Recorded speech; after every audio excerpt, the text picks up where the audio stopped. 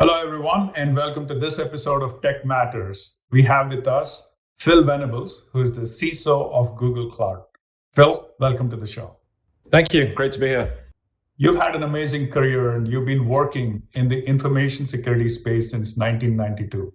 What are the most significant changes you've seen in the landscape from the beginning of your career to now?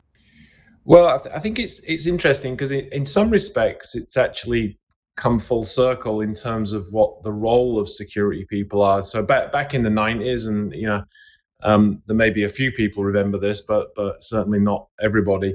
Security in the 90s, you had to build a lot of stuff yourself. So it was very much a security engineering job where you were developing tools, writing even things like cryptographic toolkits, building firewalls from open source toolkits, constructing intrusion detection systems. And you really had to kind of build a lot of the things yourselves. And this was the early stage of the security product market, the early stage of some open source tools. But then over the next few decades, there was obviously a significant growth in products and services. But interestingly, now most good security teams have a high preponderance of security engineers in their environment that are, again, developing code, working alongside software developers and other infrastructure and application development roles, embedding security into a lot of how things are built. So in many respects, it's come full circle. But where things have been exponentially different is, I think, what most people probably appreciate is that the threats have radically increased. The nature of how our businesses are digitized and connected, and so the impacts we feel from the threats are more significant. And sadly, even though there's been a lot of progress, we've probably not made as much progress to keep up with those things as possible. But I think where the light at the end of the tunnel is, and I'm kind of bound to say this given where I work, is the extent to which new security features are being embedded at scale in cloud services is something that I think is ultimately going to continue to be quite transformational for organizations. So that may be also a kind of full circle thing, because many of the security first principles that were built in some of the old mainframe systems, for example, that we've struggled to implement on premise in distributed enterprises and distributed technology over many years, is now a fundamental part of how cloud services are built and how we operate security at scale. So radical increase in threats, but essentially coming full circle on some of the engineering and first principles that we can now use, especially in cloud services. Phil, did you always think you'd be in information security? How did your career get started and what's your journey been like? Yeah, well, like a lot of people of my kind of generation, I kind of stumbled into doing it. So my background is a software engineer. So I was originally working in various different energy, defense, other types of organizations, and I ended up working for financial institutions in network and security engineering, again, building network management systems, building security software, building firewalls and intrusion detection systems, high value payment system software, using various kind of cryptographic services. And after that, just kind of stayed doing security. So I wasn't necessarily something I decided to go into, but it's something I stayed with and have enjoyed ever since. Great. And you've been in various different industries over time. Does information security look different depending on the industry you're in? I think it does. I mean, the defense organizations and financial institutions, I think we're always at the vanguard of implementing good or above average security, if not all the way through to great security, depending on the criticality of some of the systems. I think there are many different types of organizations have since caught up with that. So healthcare, energy, telecom, and obviously all of the large tech companies have maintained and have developed a pretty strong security posture.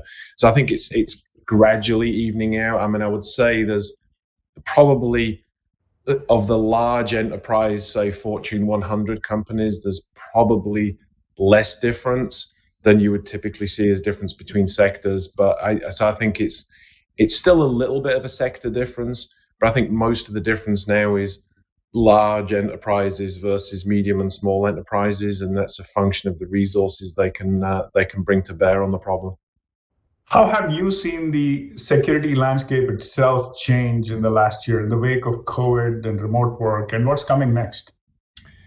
Well, I think it is interesting. I mean, to steal the William Gibson quote is, I think the future's already here. It's just unevenly distributed, and I think that's been the case through all of the past year and a half of challenges organizations gone through. So by that, what I mean is, I don't think there's been anything really genuinely new, and that may seem strange to say, but when you look at things, most of what's happened in the past year and a half has just been an acceleration of things that were already happening, whether it's more capable remote working, more flexible approaches to being in the office, or the technologies people use for remote working. It's acceleration of digital transformation efforts that were already planned and underway. And again, it's just, I think, an acceleration overall.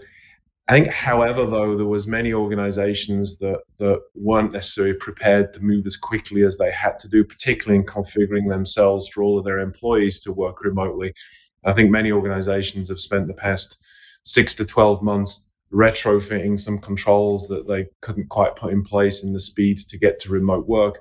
However, there was also many organizations, including us, for example, and I think a lot of other organizations that had quite well prepared for remote working and transitioned through it effectively. But the big thing going forward now for organizations is, how do they sustain the innovation they've put in place, and also how do they complete their digital transformations that they've accelerated through this period. So I think it's a really exciting time for most enterprises as they continue to look to complete their transformation. What are you seeing in the industry in terms of the best companies in the world preparing towards and innovating in protecting their customers, their infrastructure, and their platforms from various kinds of attacks, including the newest emerging ones? Yeah, I think the common pattern, and this is certainly something that many sectors have struggled to learn, is that the first thing organizations have to do to create a sustainable, secure environment is to actually modernize their IT environment. There's been plenty of cases out there over the last decade where companies have invested a lot in cybersecurity or security products specifically, but have not upgraded their overall IT infrastructure or modernized their approach to software development.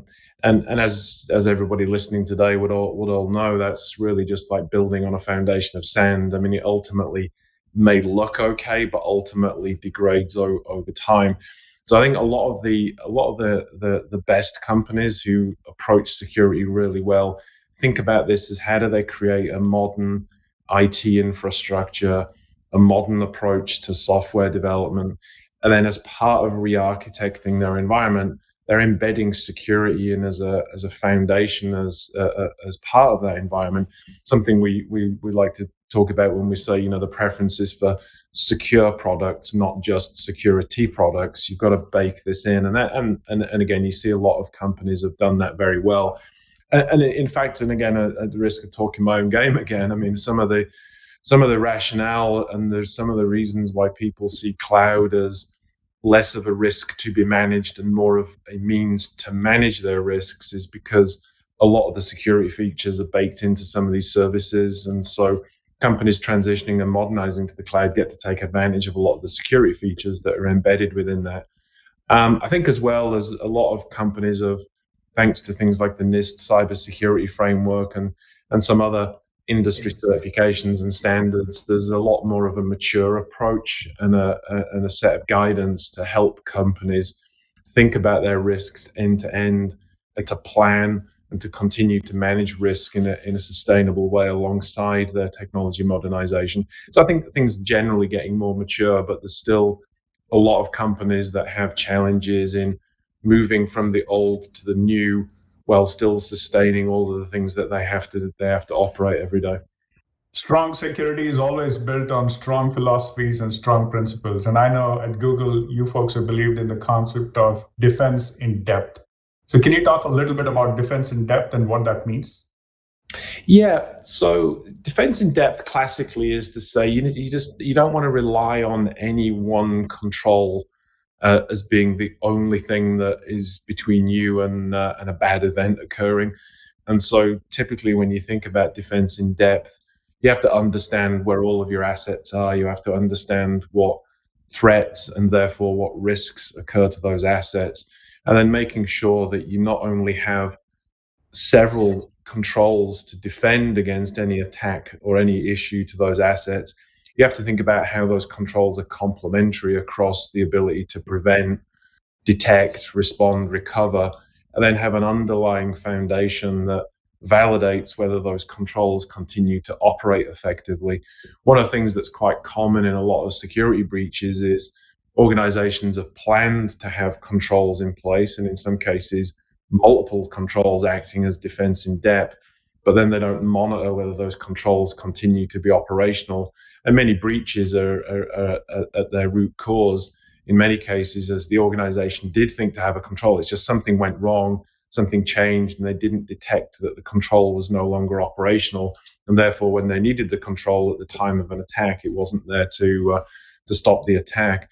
The other way to think about this is, and this is something we like to talk about a lot, is to therefore not just focus on defense in depth against attacks, but also think about defense in depth against configuration errors that could ultimately result in vulnerability in your environment. And again, when you think about lots of different services that companies operate, many things can go wrong if they're misconfigured. And so you've got to have complementary processes to not just specify the controls that should exist across multiple different risk types, not just cyber. This could be reliability, it could be change management, it could be many other different risk mitigations. But people have got to think about how to make sure that configuration error is equivalently defended against as you would defend against attacks. There is no doubt. I think the hygiene around the integrity of the environment is foundational to any security posture most of us would have. And I think you made a great point that you have to go all the way from your hardware up to the application and the network edge, of course. But at the same time, you have to make sure that this is just not about the vulnerabilities that you're getting CVEs on, but gaps that may exist in the internal controls and processes you have on how you manage your infrastructure and applications as well. Yeah, no, that's right. I mean, in fact, again, you see just as many exposures and events occur, even if a company is perfectly patched against all the latest vulnerabilities, they can still misconfigure themselves and leave themselves wide open to attack. So yeah, it's exactly right. You've got to balance these things. In the last 6 months, we have seen increase in both sophistication and scale of attacks. We saw some supply chain attacks make a lot of damage in the industry and also cause news. And ransomware attacks are now one a day. Tell us a bit about how the industry needs to start to think about protecting against these kinds of attacks and ensuring that they have the protections to, one, continue to build trust with customers, but also protect their own platforms and their employees. Well, specifically on ransomware first, I mean, that's an interesting one where, again, I think companies have got to really think across the whole cybersecurity framework spectrum. In other words, across the whole cycle of identify, prevent, detect, respond, and recover. And so on the identify piece, organizations have got to really understand their assets, where their IT assets are, how their business services are operating, where all the data is. They've got to think about prevention. So that's the standard IT hygiene, the defense in depth we've talked about, reducing the blast radius of potential events by segmenting the environment using, for example, zero trust methodologies. They've got to do detection, so looking for anomalies in the environment, looking for signs of intrusion so that things can be contained before they become a wider event. And then classically as well, in terms of respond and recover, it's obviously, in the case of ransomware, to really make sure that you've got effective and tested backups that are capable of being restored in a very fast way, so you can continue business in the event of some kind of ransomware incident. The thing that you see, it's interesting with ransomware. So you see a lot of companies, if you ask them, you say, do you have great backups? And the answer is yes. And then those are often the same companies that may suffer through a ransomware event. And one of the things that you see in a lot of companies is just a failure to test their backups. And so companies, when they test a backup, they check to see did the data get put in the backup, but then they may not actually test, can you recover that backup into a completely clean environment? And often this reveals the fact that maybe in their backups, they don't have the indexes for the backups to help them recover. They may not have all of the software they need to do the recovery. They may have missed critical steps in the backup process. So again, we encourage organizations to not just take backups, but to really focus on testing regularly that you can recover to a clean environment from your backups, and that's critically important. On the supply chain risk issues, I mean, this could probably be the software supply chain issues. We could probably talk for several hours just about that. But again, that's another one where understanding your end-to-end software development lifecycle, your external dependencies of what software feeds into how you're building software, and then how you protect the build systems that you're operating to make sure that they can't be compromised. And then finally, making sure that the authentic and signed output from your software build process is operated in your runtime the runtime will only run things that come from that authentic, high integrity process. So again, I think a lot of organizations are reorganizing their software supply chains, given this new type of threat environment. And that's certainly, again, where cloud providers and other service providers in the modern IT approach can actually provide a lot of help on that. On your Twitter feed, you state that attackers have bosses and budgets too. Can you help explain that to our audience here? Yeah, so it's interesting that often there's a lot of mythology around attackers. And, the reason we make this point that attackers are essentially just rational economic actors like everybody else, they have quite literally bosses and budgets as well. So even if you're a nation state attacker or even a high-end organized criminal group, if you're a nation state attacker, I mean, there may be cases where there's certain targets where a nation state will just literally almost exhaustively go after that and have no worry about time or budget to get a particular target. But generally speaking, even for nation states, they have fixed objectives with fixed budgets, with with constraints that they operate under. And then similarly, organized criminal groups again have an investment. They have a plan to return on that investment, and they want to get in, get out, make the money, reinvest some of that into R&D for their next attack, and then do the next attacks. And so the point of all of this is when you look at various different types of campaigns from both nation states and especially organized criminal groups over the past decade plus, you see a similar pattern. A criminal group will go after, say, 200 organizations, and they'll use basic techniques. They'll rely on the fact that some organizations just haven't patched some well-known vulnerabilities, or they've left VPN connections open, or they're not using multi-factor authentication, so their employees are quite easily phished. And so they go after these basic things. And let's say out of those 200 organizations that they target, they find an easy foothold in 180 out of the 200.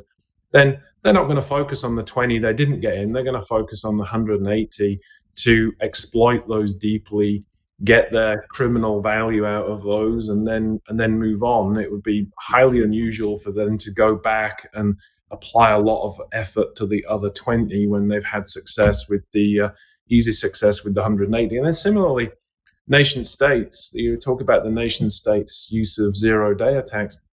Of course, they do when they want to exhaustively go after a target. But generally speaking, you look at even most of the nation state level events that have been documented. Again, they're not using 0 days unless they really have to, because if they use a 0 day, they increase the chance that that's burnt and discovered and then patched by the vendor that it affects, that then reduces their ability to use that more covertly for future attacks. So again, you see this all the time, that all of these threat actors just behave like rational economic actors.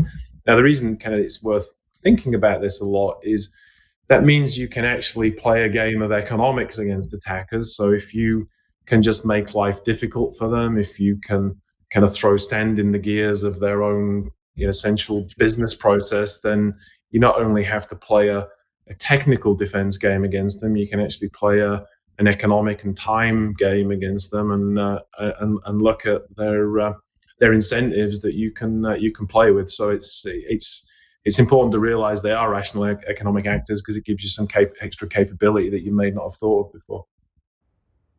That's very well said, Phil. What are your opinions on using hackers to improve your own company's security posture through a bug bounty program or other programs of similar nature?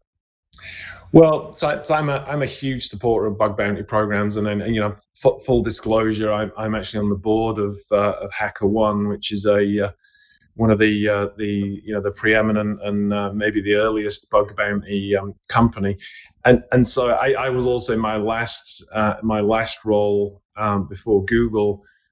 We introduced a bug bounty program. I think we were the first public bug bounty for any large bank. So that was an important kind of step a few years ago. The reason I like bug bounty programs in general, and the ability for external parties to legitimately do research against you in a public way and then submit those vulnerabilities for a reward, is you shouldn't do this instead of having an effective application and internet security program. I view this as an augmentation. So everybody should still have a great software security program, a great internal vulnerability management program, a great internal penetration testing program, a great internal red team program. But ultimately, even if you do all that, even for the best organizations, there's still vulnerabilities that slip through that very smart external researchers can find in your websites or your mobile apps or your other types of software and services.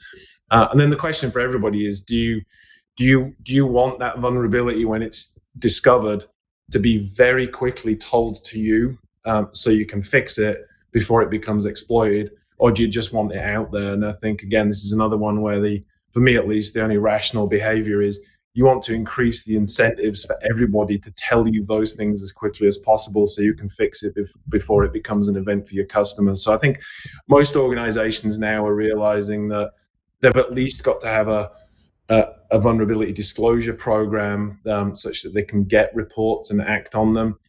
Then when you go the next step to actually run a bug bounty program to reward people for that, then often it's usually good to have one of the various bug bounty companies to actually help just logistically manage that. Very large companies can structure and operate their own vulnerability rewards and bug bounty programs, but I think for most organizations, it's often easier just to use one of these bug bounty companies to just logistically manage all of the analysis, the payments, the management of accessing that community. But I think these programs are critically important for pretty much every organization.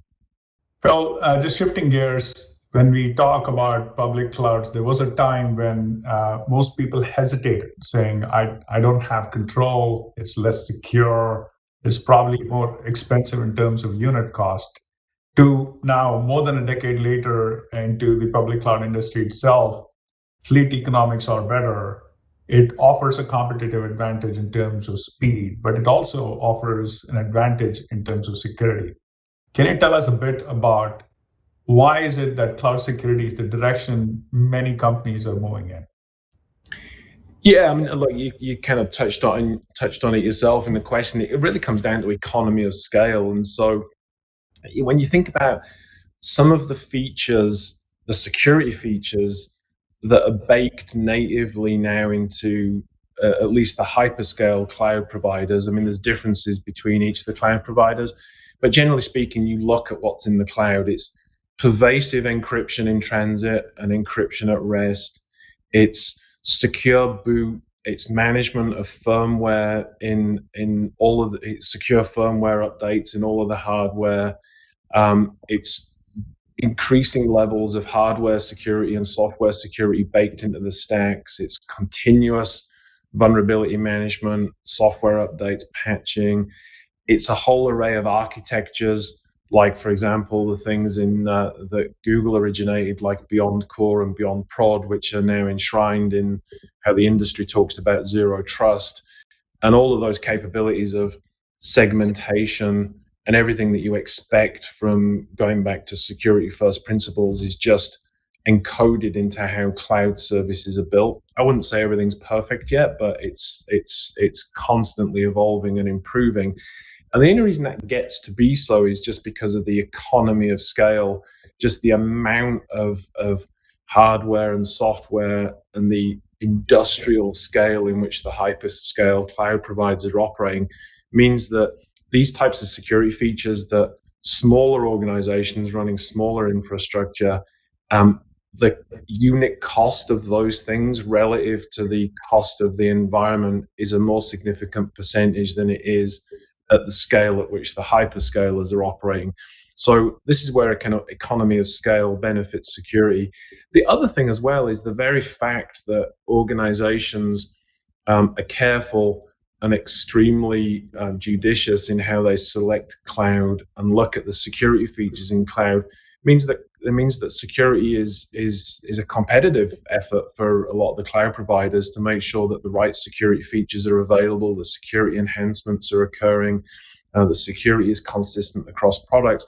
So in a great way that we all wanted many decades ago is you see security features are a competitive edge. So more and more investment goes into it to make sure that your particular cloud services are secure and what is expected by is what is expected by customers. So that dynamic is great. And the final thing I'd say is even for the organizations that have not typically been that security conscious, or even if they are security conscious, they've not been able to invest as much as they would like in having a first-class security team with all of the right investment.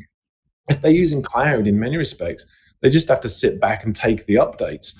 And so if you look at the amount of baseline features that are in the cloud services, sitting back and just taking every update as it comes every week or every month, you can benefit from the security features that the cloud providers themselves are specifying, plus all of the major enterprises are specifying. As a small, medium enterprise, or even a lower end scale, large enterprise, you get a lot of benefit from just taking the updates. And I don't think we've seen this dynamic before, and that gives me a lot of optimism in why companies and other organizations start to see cloud as, again, it's not just a risk to be managed. It's now one of their main means of reducing their security risk and increasing their resilience and reliability. That's great. You mentioned zero trust a few times, and Google definitely put out what was a benchmark white paper on Beyond Corp based on the practices that you used internally. Can you tell us a bit about zero trust, Beyond Corp in particular, and how that applies beyond the corporate environment? Yeah, I mean, I'm to be honest, we never coined the phrase zero trust. I'm and to be candid, I'm not a huge fan of the term, but I've kind of given up fighting it since it's the term everybody uses. Really, the way to think about zero trust is all it really means is no implicit trust. So again, the classic, simple example of this is if you go back a few years ago, many corporations, and in fact some still have basically have a very hard external perimeter. But then once you're inside the environment, then there's really not much segmentation or controls over who can get to what internal systems. And so in effect there's an implied trust that says, if you're on the internal corporate network, you're kind of trusted and you're going to be given a level of access. And when you think about it, the problem with that implicit trust definition is you don't know anything actually about that to any degree of assurance. So when you think about, in particular, things like Beyond Core, that's really all about making sure that every person and every device is continuously assessed for its level of trustworthiness, and then it determines what type of systems and data and services you can then perform based on your explicitly assessed level of trust. And that trust could be the status of the device you're accessing from, the degree of which you as an individual have been strongly authenticated, typically using a hardware security key as opposed to just a password, and a whole array of other things that then determine what you're allowed to be able to do in that context. So from a Beyond Core perspective, it really comes down to moving from implicit trust to explicit trust and having that continuous validation, and then the implied segmentation and constraints on attacks and lateral movement and all of the other things that come with that. And then on the flip side, in the beyond prod world, which is in effect zero trust for production systems, is again, that's the exact same notion. Is it's no implied trust. Always make sure that trust decisions are explicit based on the right factors. And again, this is where you see application segmentation, mutual authentication between application processes, encryption between application processes, and then the overlay of what's typically described as service mesh technology to put an authorization layer so that only authentic, authorized, and validated and trusted processes can talk to each other. And again, that's a significant step function in risk reduction for how to run production services. So again, typically people are thinking of zero trust as a mobile and remote working thing, whereas in fact, a larger part of the risk reduction is to apply those zero trust principles in the software development, software operations, and the whole lifecycle management of production is probably one of the places where you get most risk reduction by applying those principles. You often talked about shared fate as against shared responsibility. Can you tell us a bit more about what shared fate means and why providers like Google Cloud have to practice that?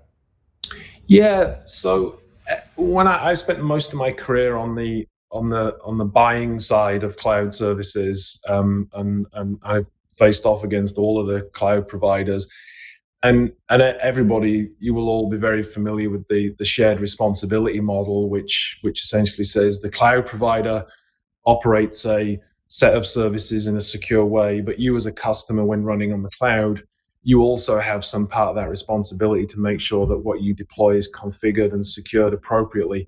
And therefore, there's a shared responsibility between the cloud provider and the customer. And I think that's always the case. But one of the things when we in Google started talking about this move from shared responsibility to shared fate, it was a little bit of the recognition that sometimes cloud providers can appear to hide behind that line of shared responsibility. And when something goes wrong because a customer misconfigured it, the cloud provider can often kind of put their hands up and go, well, look, that was not on our side of the shared responsibility divide. And I think the reason we kind of started to change this was to say, look, we really need to reach across that line of shared responsibility, really feel like we have shared fate with our customers, because we actually do. There's a reputational impact, there's a market impact, there's a whole set of impacts if together between us and the customer don't effectively secure the customer's environment, then we all share the fate of that impact.